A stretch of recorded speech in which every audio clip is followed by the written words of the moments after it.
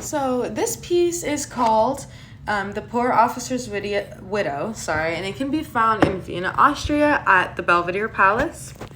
It was created by Peter Findi, who is an Austrian painter, and it is oil on wood, and it was created during the Romantic period. It's unknown how long it took to create this work, but in this piece, Peter showcases an officer's widow, as you can see her, in a sparse attic room, and she lays on a sack of straws that she calls a bed, and her baby lays here on what looks like her fallen father's uniform. There's another small child sleeping next to her as well. A small portrait and letter can be found right here, which we would of course assume to be the fallen husband's. The mom is sewing, maybe for her clothes or perhaps to earn money. But a special marriage bond has to be made whenever an officer weds, and this is a military officer, by the way, that when if and when the husband dies, the widows are supposed to be provided for, and that often never really happened, or when it did, the payments were just extremely, extremely low.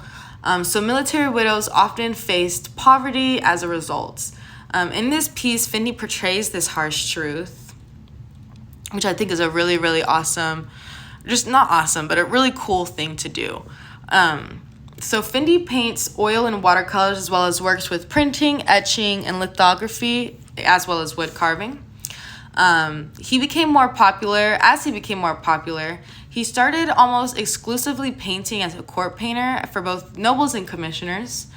They often employed Findi to give instruction in drawing and painting as well, and it wasn't until he was a bit older that he began taking up teaching more. I chose this piece because I really, really liked the message behind it, and if I was just to look at this piece, I would never assume that this is a widow, and she's in an attic because her husband died and she's poor, and she's maybe sewing to make money or maybe for her kids. These are things that I never would have assumed.